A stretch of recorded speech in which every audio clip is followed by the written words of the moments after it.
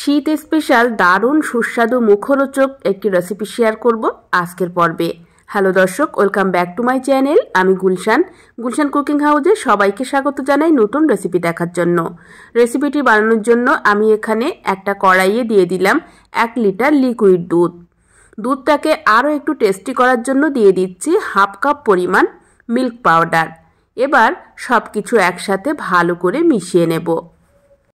তো খুব ভালোভাবে আমি মিল্ক পাউডার দুধের সাথে মিশিয়ে নিলাম।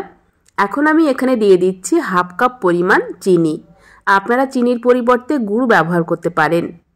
এরপর আমি এখানে দিয়ে দিলাম কয়েকটা এলাচ। এলাচগুলো আমি একটু ফাটিয়ে দিয়েছি। চাইলে কিন্তু আপনারা এলাচের ফ্লেভারটা বেরিয়ে যাওয়ার পর এলাচগুলো তুলে ফেলে দিতে পারেন। এখন এই দুধটাকে লো টু মিডিয়ামে রেখে জাল করতে থাকবো। অন্যদিকে আমি একটা মিক্সিং বোলে নিয়ে নিচ্ছি 2টো ডিম। ডিমের পরিমাণটা আপনারা আপনাদের প্রয়োজন অনুসারে নিয়ে নেবেন। তো এখানে 2টো ডিম নিয়ে নিলাম। এবার আমি সামান্য একটু লবণ দিয়ে দিলাম। দিয়ে এখন এই ডিমটাকে আমি ভালো করে ফেটিয়ে নেব।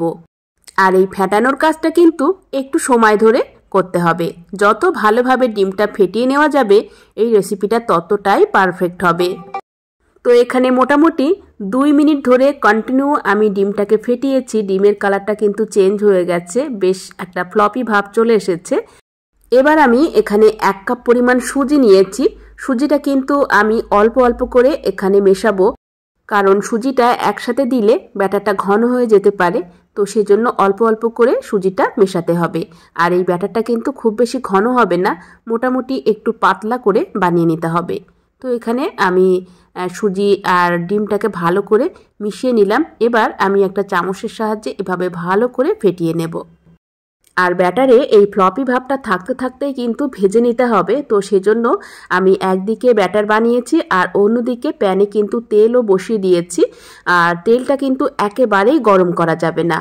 তো এখন আমি একটা হাতার সাহায্যে অল্প অল্প করে ব্যাটার এখানে দিয়ে দেব।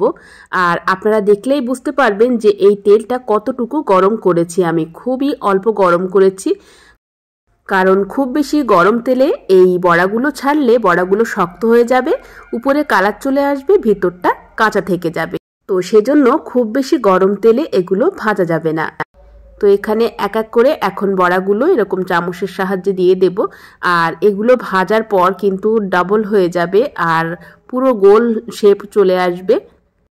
আর এগুলো কিন্তু খুব বেশি ডিপ ফ্রাই করা যাবে না, লাল লাল করে ভাজা যাবে না, তাহলে এগুলো শক্ত হয়ে যাবে। মোটামুটি এরকম একটা হালকা কালার এলেই এগুলো এভাবে উল্টিয়ে পাল্টিয়ে ভেজে তুলে নিতে হবে। তো এখানে একদম পারফেক্টভাবে ভাজা হয়ে গেছে, ঠিক এরকম কালার করে এগুলো তুলে নিতে হবে। আর এগুলো তুলে নিয়ে সাথে সাথেই কিন্তু আমি যে দুধের চাশনি বানিয়ে রেখেছিলাম সেই চাশনিতে আমি দিয়ে দেব।